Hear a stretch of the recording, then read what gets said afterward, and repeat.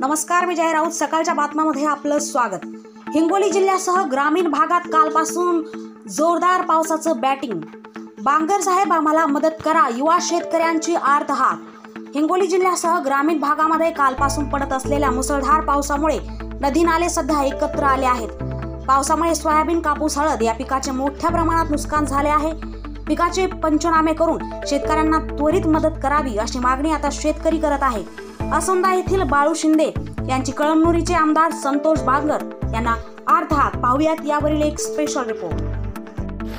सरकार पहा, आमच्याकडे काही आमचं कापूस सगळं गेलं बोंबलं हो.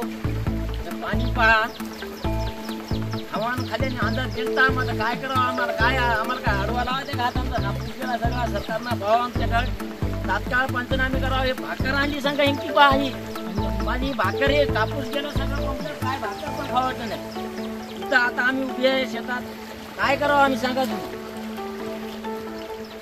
सांगा, फक्त पंचनामे पटकून घ्या. भाकर साहेब, पटकून पंचनामे तरी करा हो. भाकर खाऊ वाटत ना.